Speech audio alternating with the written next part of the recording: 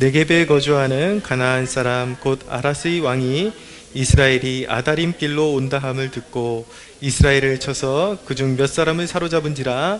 이스라엘이 여호와께 서원하여 이르되 주께서 만일 이 백성을 내 손에 넘기시면 내가 그들의 성읍을 다 멸하리이다. 여호와께서 이스라엘의 목소리를 들으시고 가나안 사람을 그들의 손에 넘기심에 그들을 그들의 성읍을 다 멸하니라. 그러므로 그곳 이름을 호르마라 하였더라. 아멘. 네, 오늘 이 밤에는 인생의 손실을 기회로 바꾸시는 분이라는 제목의 말씀을 나누겠습니다.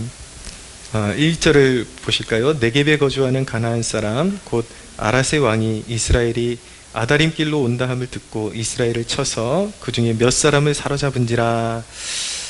네, 가나안 사람 곧 아라세 왕이 이스라엘이 이제 자기 지경으로 들어온다라는 것을 소식을 듣고서 가만히 있다가는 호되게 당할 수 있겠다, 자신들이 점령당할 수 있겠다라는 위기감을 가지고 먼저 이스라엘을 선제 공격을 했는데 안타깝게도 이스라엘 중에 몇 사람이 이제 사로잡히게 되었습니다.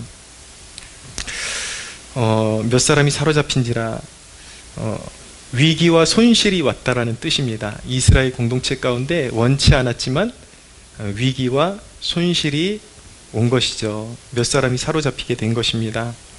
근데 여기에는 분명히 뜻이 있습니다. 이렇게 불의한 일이 일어나는 것, 그리고 불미스러운 일이 일어나는 것, 그것은 사탄의 시험이기도 하죠. 사탄이 하나님의 백성들을 가만두지를 않습니다. 그래서 이제 시험이 일어나고 갑자기 준비가 되어 있지 않은데 공동체 중에 위기가 오고 그런 어떤 인명의 손실이 일어나기도 하고 이런 인생의 위기와 손실이 다가오게 되는 것입니다.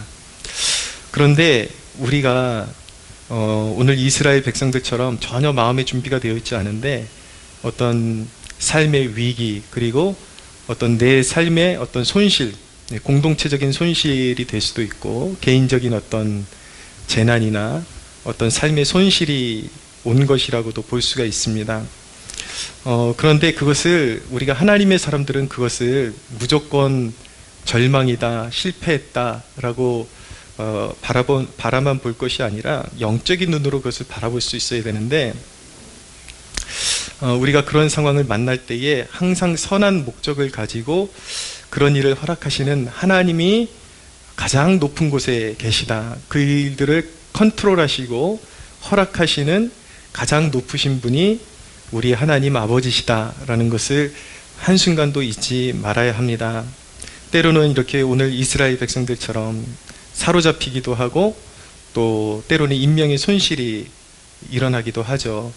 근데 그럼 이런 희생된 사람들은 어떻게 되는 거냐라는 그런 질문을 우리가 가져볼 수도 있습니다.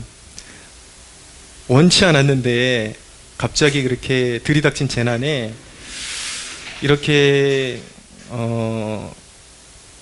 어떤 재산이나 인명이나 이런 손실이 일어날 때 이건 어떻게 되는 거냐. 그런데 우리가 굳게 믿어야 하는 것은 무엇이냐면 하나님은 실수가 없으시다라는 것을 믿어야 합니다. 설령 거기에 어떤 인적인 손실이 있었다 할지라도 때로는 신앙이 좋은 사람들도 원치 않는 그런 재난을 만나서 인명이 손실되기도 하는데 그 사람이 정말 하나님 앞에 바로 서 있는 사람이었다면 그것은 불행이 아니라 하나님께서 그 영혼을 조금 더 일찍 거두어 가신 것에 불과합니다. 하나님이 그를 미워하셔서가 아니라 하나님의 거룩한 뜻에 어떤 도구로서 사용하시기 위해서 그를 잠시 일찍 거두어 가시는 것이죠. 그런데 또 한편으로 하나님은 실수가 없으시다라는 것이 하나님은 나태한 자들, 영적으로 나태하고 하나님께 평소에 완악한 마음을 가지고 그렇게 완악한 태도로 살아갔던 그 사람들을 어떤 뜻밖의 시련들을 통해서 그 시련의 바람에 불려가게 하기도 하십니다. 그런 이제 재난이 갖는 의미는 영적인 의미는 무엇이냐면 공동체를 정화시키는 것입니다. 공동체에 물을 흐리고 나태함에 빠뜨리고 그리고 악한 생각에 빠져 있는 사람들을 그들은 이제 자신들이 아무리 하나님 앞에 죄 가운데 있어도 우리는 건재하다, 우리는 우리가 원하는 대로 살 것이다 라고 그렇게 자부하고 살았을지 모르겠지만 하나님께서는 어느 날 불현듯 시련을 들이닥치게 하셔가지고 그렇게 정신 차리지 못하는 사람들을 이제 어떤 불행을 만나게 하심으로 인해서 공동체의 그런 깨어있지 못한 완악한 무리가 이제 더 이상 물을 흐려놓지 못하도록 그 공동체를 정화시키는 하나님의 그 뜻을 이제 실현하시는 것이죠. 우리가 신앙생활하면서 참 조심하고 늘 깨어 있어야 되는 이유가 무엇이냐면 예배 드릴 때에도 이렇게 병들어가는 영혼들이 눈에 보입니다. 보면은 예배 잘 드리지 않고 점점 이렇게 시름시름 말라가고 이렇게 죽어가는 영혼들이 보이는데 잘 지내다가 아무 일 없이 잘 지내다가 어떤 약간의 시험이 오면은 가장 먼저 그 사람들이 바람에 불려간다라는 것을 보게 됩니다. 그렇기 때문에 항상 우리가 신앙생활할 때 하나님 앞에 마음의 태도를 바르게 하고 하나님 앞에 온전한 마음으로 깨어서 하나님을 섬기고자 해야 시험에 넘어지지 않는 강인한 백성으로 설 수 있게 되는 것입니다. 하나님께서 이렇게 위기를 주시는데 어떤 갑자기 위기를 주시고 손실을 주시는데 우리의 삶 가운데 그 위기를 주시는 하나님의 뜻은 무엇인가 우리가 그 부분을 잘 깨우치고 알아야 합니다. 위기를 주시는 하나님의 뜻은 영적인 안일함을 깨우치고 또 강한 백성으로서의 그 사모함을 갖게 만드는 것입니다. 그리고 앞으로 일어날 더 큰 전쟁에 대비시키기 위해서 하나님은 작은 그런 시련과 그리고 손실을 주셔서 더 큰 손실이 생기지 않도록 영적으로 각성시키시는 것입니다. 우리의 삶 가운데 가만히 영적인 눈으로 보면은 이런 일들이 일어납니다. 아주 사소한 일들 같은데 우리의 삶을 보호하시기 위해서 하나님께서 섭리하시고 불행처럼 보이는 일들을 때때로 허락하신다라는 것을 알게 됩니다. 얼마 지나지 않은 그런 기간에 있었던 사건인데 제가 가끔씩 이제 자전거를 타고 나가거든요. 저에게 있어서 자전거의 의미는 자전거를 타고 혼자 이렇게 달리면 묵상이 굉장히 잘 됩니다. 집중이 잘 되고 그리고 설교를 준비해 놓고 자전거를 타면 그 설교가 이렇게 제가 혼자 그냥 자리에 앉아가지고 달달달달 외우는 것보다 이렇게 자전거를 타고 한번 이렇게 쭉 설교문을 써머리 해보면 설교가 더 쉽게 외워지고 도움이 되기 때문에 자전거를 타러 종종 나가는데 어느 날 자전거를 타고 항상 제가 자신감 있게 잘 다니는 도로 어느 부분에서 아주 큰 어떤 장애물을 만난 것도 아니고 도로가 살짝 이렇게 온폭 파여 있었는데 거기를 제가 잘못 밟으면서 갑자기 팔의 중심이 흔들리면서 자전거가 크게 한번 넘어져 가지고 정말 제가 얼마나 세게 넘어졌는지 제 뼈가 안 부러졌는지 막 순간적으로 걱정이 돼 가지고 이거 일어설 수 있을까 싶을 정도로 굉장히 세게 들이받았는데 땅바닥하고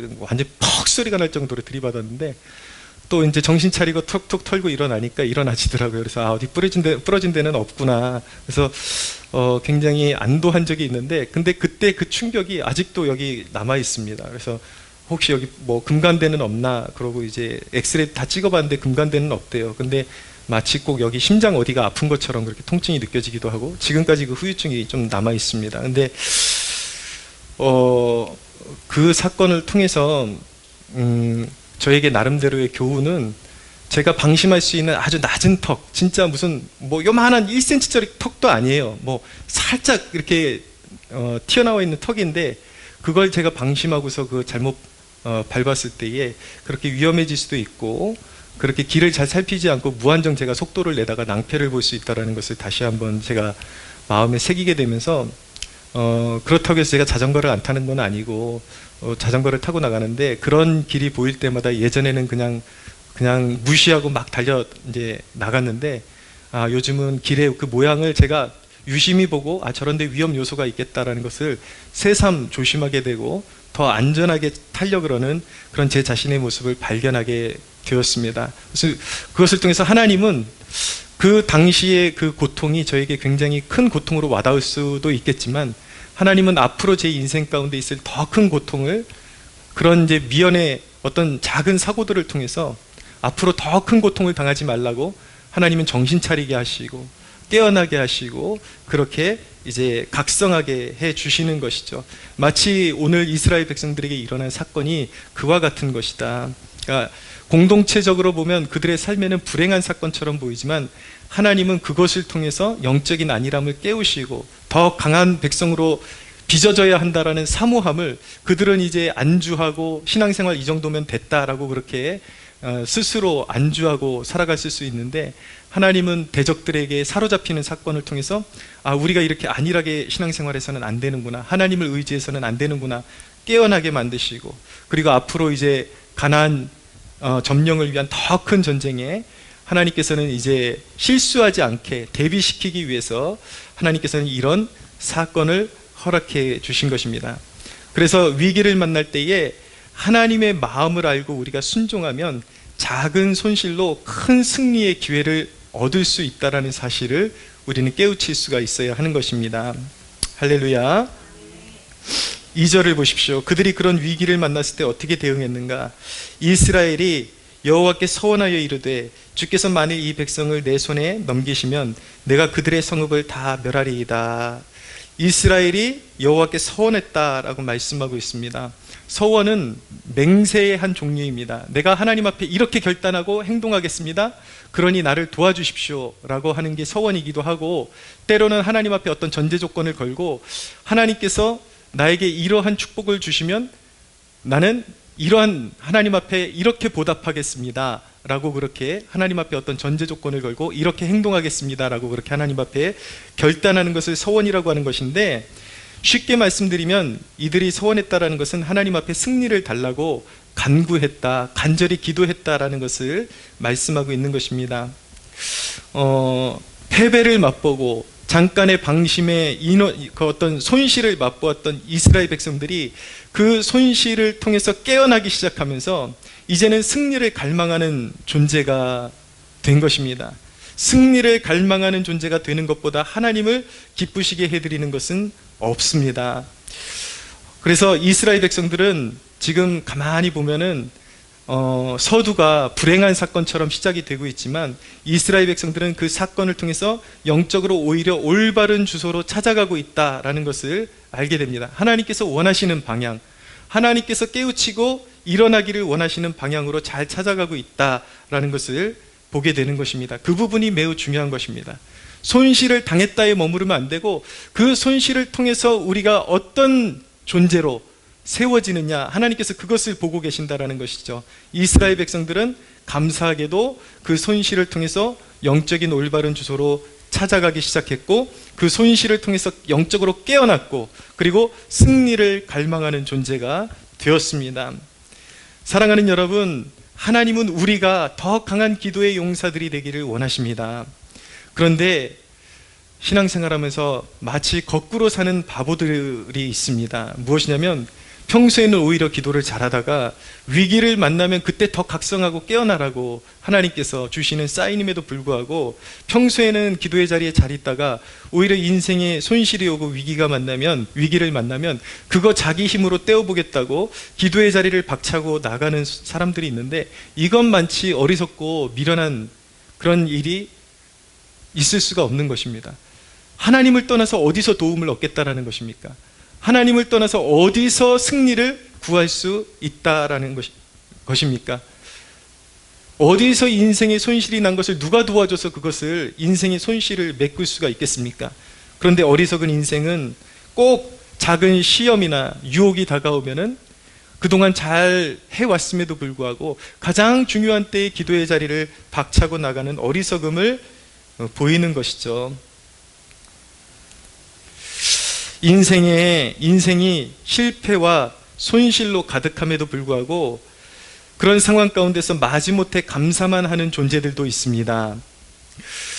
그러니까 어떤 인생의 실패가 오고 낙심이 올 때에 계속 그런 일들이 반복됨에도 불구하고 왜 그런 일이 생길까 하나님 앞에 묻지 않고 계속 어떤 뜻이 있겠지 그냥 막연하게 감사만 하는 존재들이 있습니다.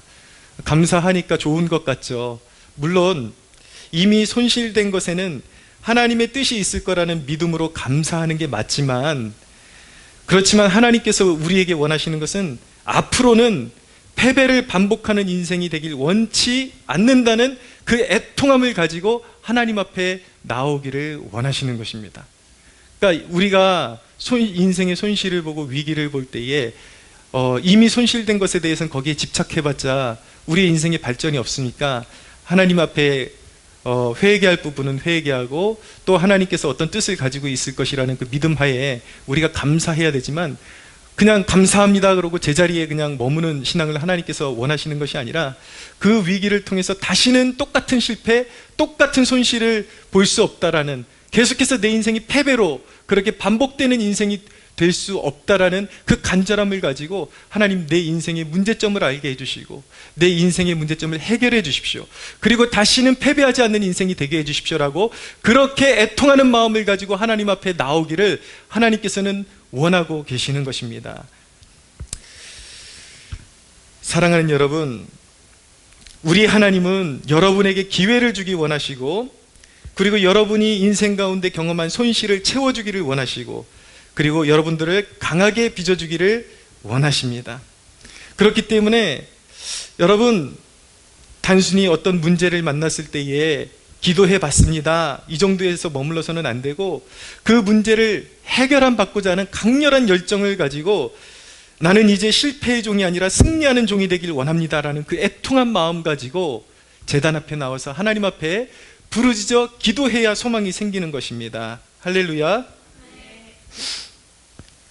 그런데 여러분, 과거에는 요사이 신앙생활 하는 사람들과 과거 세대의 다른 점이 무엇이 있냐면, 과거에는 인생에 이런 위기가 오고 자기 힘으로 극복할 수 없는 그런 문제가 생기면 오히려 사모하는 열심을 가지고, 주의 전을 사모하는 열심을 가지고 조석으로 주의 전 성전을 사모하고 주의 전에 나와서 무릎 꿇고 기도하고 눈물로 적시는 사람들이 많이 있었는데, 요 사이에는 아무리 삶에 그런 문제가 생기고 위기가 생겨도 주의 전에 나와서 조석으로 기도하는 사람들을 참 찾아보기가 희미해졌습니다. 너무나도 힘들어졌습니다. 그만큼 이 세대가 배가 불렀고 하나님을 찾지 않는 세대라는 것이죠. 우리가 그런 부분에 있어서 각성하고 깨어날 수가 있어야 합니다. 하나님은 하나님의 얼굴을 간절히 찾는 백성들을 사랑하시고 그런 백성들을 돕기를 기뻐하시기 때문에 주의 전을 사모하는 열심을 가진 백성들을 일으키시기 위해서 때때로 그런 문제를 허락하신다는 것을 기억할 수가 있어야 하는 것입니다. 때때로 우리가 드리는 어떤 기도 제목들은 마침내 실패로 끝납니다. 어떤 일에 대해서 꺼져가는 불을 살려보려고 그렇게 애썼지만 어떤 문제에 있어서 점점 희망의 불이 꺼져갈 때에 그 불을 살려보려고 애쓰고 기도했지만 마침내 그냥 꺼져버리는 경우도 있습니다. 그럴 때 사람들은 내가 기도했음에도 불구하고 이 은혜의 문이 닫혔기 때문에 더 이상 기도할 필요가 없다라고 판단하고 또 기도의 자리를 박차고 나가는 사람들이 있는데, 그렇기 때문에 하나님의 영광을 보지 못하는 것입니다. 우리가 바라던 소망의 불씨가 기도했음에도 불구하고 마침내 꺼져버리게 되면은 거기에는 반드시 하나님의 뜻이 있다는 사실을 기억해야 합니다. 그 불씨가 꺼져버린 그 자리가 실패가 아니라 하나님께는 거기서부터 시작인 것입니다. 다른 계획을 가지고 있기 때문에 하나님께서 우리가 그동안 기도해왔던 그 소망의 불씨를 꺼버리신 것입니다. 그 실패를 통해 오히려 더 깊이 찾아오기를 원하시는 하나님이 열어놓으신 열린 문이 있다는 사실을 믿으시기를 바랍니다. 그래서 하나님의 은혜를 추종할 때에 끝까지 추종해야 되는 것이지, 내가 어느 정도 기도했는데 오히려 내가 원하던 그 소망의 불씨가 꺼져버렸다고 거기서 기도의 줄을 놔버리면 이제 지난 주일날 우리가 물떠온 하인들 말씀 나누면서 진정한 순종이란 그대로 순종하는 것이고 완전한 순종이어야 한다라고 말씀드렸는데, 기도 또한 끝까지 추적해서 하나님께서 새로운 길을 예비하고 계시다라는 것을 믿고 그 길을 열어주실 때까지 기도해야 하는 것입니다. 할렐루야. 여러분, 믿는 자에게는 사실 패망이란 존재하지 않습니다. 끝이란 존재하지 않습니다. 주님 앞에 믿는 신실한 백성들에게는 어떤 문제가 끝나는 그 지점이 새로운 시작이요 출발점이라는 것을 믿어야 하는 것입니다. 우리가 캠퍼스 성막교회 시절에 이문동에서 개척을 했는데 한 6년 차 될 때에, 우리가 한 3년 차 될 때부터 계속 새로운 예배당을, 거기가 너무 환경이 안 좋아가지고 쥐도 출몰하고 곰팡이도 너무 심하고, 여름 되면 곰팡이도 엄청 심하고 호흡기에도 안 좋고 너무 비좁고, 또 거기 저수조라 그러죠. 물 끌어올리는 게 가끔씩 고장나면 막 물이 흔히 차가지고 마음이 너무 상하게 돼가지고, 개척한 지 3년째가 될 때부터 새로운 예배당을 허락해달라고 그렇게 간구했는데 3년 차인가 4년 차에 저희 부부가 다 기도하다가 응답을 받았어요. 하나님께서 주시겠다라는. 근데 응답을 받았는데, 응답 받은 이후로 2년 3년이 지나가는데도 응답이 주어지지를 않는 거예요. 새로운 예배당을 우리가 얻을 수가 없는 거예요. 왜냐하면 우리가 가진 것이 하나도 없었기 때문에 다른 데 옮길 만한 여력이 안 되는 거죠. 근데 기도할 때마다 중간중간에 하나님께서 그 기도에 응답하시겠다라는 정확한 사인을 계속 주셨는데 응답이 될 생각을 하지를 않는 거예요. 근데 한 3년쯤 또 지나서 교회가 한 6년 차 되었을 때에, 이제는 하나님께서 그래도 우리의 기도가 무르익어서 응답해 주시지 않을까라고 생각했는데, 우리가 간절히 기도하고 기도했는데 오히려 캠퍼스 성막교회가 문을 닫아야 되는 상황으로 치닫게 되면서 처음에 굉장히 당황했습니다. 아니, 우리가 응답받았고 우리에게 새로운 예배당을 주시겠다고 약속했는데 오히려 눈에 보이는 상황은 문을 닫아야 되는 상황으로 점점 치달으니까 너무나도 정말 이루 말할 수 없는 상한 마음을 어떻게 표현해야 될지 모르겠어요. 그런데 그곳에 어쩔 수 없이 정말 애통하는 마음 가지고 눈물 흘리는 마음 가지고 교회를 접기로 했을 때에, 정말 지금 이 강단에서 또 다 일일이 다 설명할 수는 없지만 하나님께서 새롭게 역사하셔서 오랜 기간이 걸리지 않고 몇 달 만에 바로 이곳에 새로운 예배당을 주셔서 은혜의 문이 다시 열리고 예배를 다시 회복할 수 있는 은혜를 주신 것입니다. 할렐루야. 예. 우리에게 실패와 절망, 손실은 끝이 아닙니다. 우리가 기도했음에도 불구하고 내가 바라던 그 소망의 불이 완전히 꺼졌다면 하나님의 뜻이 그곳에 있는 것이 아니라 다른 어느 곳에 하나님께서 예비해 놓으신 열린 문이 있다라는 그 믿음을 가지고 전진해서 나아가야 하는 것입니다. 사랑하는 여러분, 여러분을 위해서 준비된 열린 문이 있음을 믿으시기를 바랍니다. 그곳을 위해서 구하고 찾고 두드리십시오. 하나님의 명령은 길이 열릴 때까지, 성령이 부어질 때까지, 부흥이 임할 때까지 구하고 찾고 두드리는 그 열정과 열심과 깨어있는 마음, 그리고 그런 영적인 각성을 우리에게 요구하고 계시는 것입니다. 사랑하는 여러분, 인생의 앞길이 보이지 않죠. 내일 일이 보이지 않아요. 그런데 알지 못하는 길을 혼자 배회하기보다 이렇게 수요 중보 모임에 함께 나와서 기도할 수 있게 된 것, 이것은 여러분들이 하나님 앞에 축복받은 일임을 믿으시기를 바랍니다.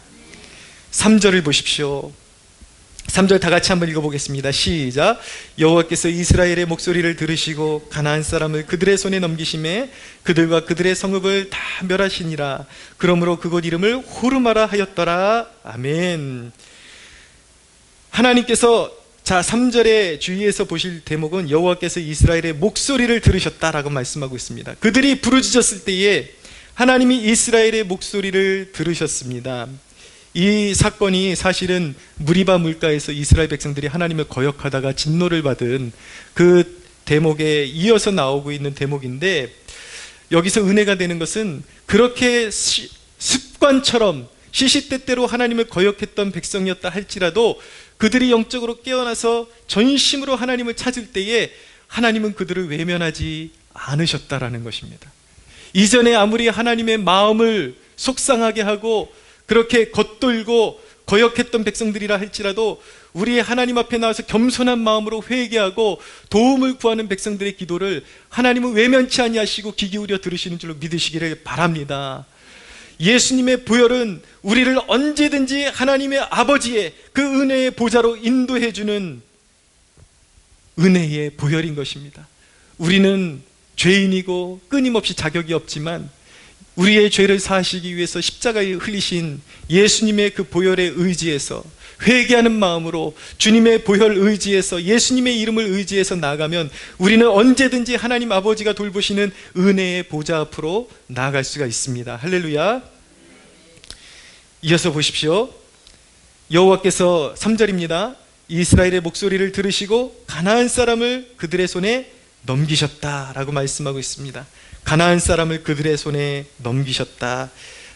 자, 이 대목을 기억하십시오. 하나님이 이스라엘의 목소리를 들으시고 그리고 가나안 사람들을 그들의 손에, 이스라엘의 손에 넘기셨다라고 말씀하고 있습니다. 얼마나 위대한 승리의 보증입니까? 여러분, 문제를 이기는 것은 우리의 강함에 달려있는 것이 아닙니다. 우리가 얼마나 강하냐 약하냐 거기에 승리의 조건이 달려있는 것이 아닙니다.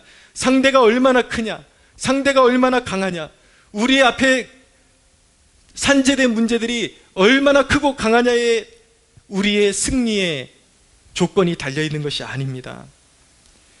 우리의 승리를 일단락 짓는 분은 바로 우리가 믿는 전능하신 하나님이심을 믿으십시오. 하나님이 적을 우리에게 넘기시는 순간 싸움이 이미 일단락이 된 것입니다. 그 영적인 싸움이 끝나는 자리가 어디입니까? 그곳이 바로 이곳입니다. 기도의 자리. 무릎 꿇는 마음으로 기도할 때에 하나님이 이스라엘 백성들의 기도를 들으시고 가나안 사람들을 그들의 손에 넘기시는 순간, 실제적인 전쟁에 앞서서 그들의 기도가 응답되는 그 순간 승리는 이미 주어진 것입니다. 우리의 삶 가운데 우리의 힘으로 해결할 수 없는 문제가 도사리고 있고 우리를 위협하는 존재들이 도사리고 있지만 우리가 이 자리에서, 기도의 자리에서 무릎 꿇는 그 마음을 가지고, 겸손한 마음을 가지고 하나님 앞에 부르짖어 우리의 기도가 하나님 앞에 응답되는 그 순간 이 영적인 싸움은 이미 승리가 주어진 줄로 믿으시기를 바랍니다. 이것이 바로 영적 세계의 오묘함인 것입니다. 얼마나 오묘합니까? 실제로 싸우기 전에 하나님의 백성들의 싸움은 기도의 자리에서 이미 일단락이 나는 것입니다. 여러분, 이 기도의 자리에서 그래서 승리하셔야 되는 거예요. 여러분들이 아무리 지혜를 발휘하고 지식을 발휘하고 여러분들의 힘으로 도전해봤자 여러분들의 앞에 있는 인생의 문제는 해결 안 받을 수 없습니다. 그러나 이 기도의 자리에서 여러분들이 하나님 앞에 정말 간절한 마음으로 부르짖어 응답을 받았을 때 이곳서 하나님이 응답하신다면 그 문제는 이미 해결받았음을 믿으시기를 바랍니다. 그것이 바로 영적 세계의 위대함입니다. 오묘함입니다. 하나님이 우리를 도우심입니다. 여러분, 여러분이 눈물을 쏟고 있을 때 이미 결과가 정해지는 것이라면 여러분의 기도가 얼마나 더 간절해지고 소망에 넘쳐야겠습니까? 사랑하는 여러분, 이 시간 우리가 이 말씀을 정리하면서 기도의 자리로 나아갈 때에 이곳서 우리의 인생의 성패가 판가름내고 하나님께서 이곳서 승낙하시면 우리는 반드시 이기고 승리한다는 그 소망 가지고, 그 간절한 마음 가지고 하나님 앞에 매달려 응답받는 여러분들 되시기를 예수님의 이름으로 축복합니다. 여러분, 인생의 위기와 손실이 올 때 일어서라, 강해져라, 그렇게 말씀하시는 주님을 바라보십시오. 여러분이 잃은 것보다 더 큰 위로를 가지고 계시는 하나님만을 붙잡는 지혜롭고 경건하고 신실한 하나님의 백성들이 되시기를 예수님의 이름으로 축원합니다.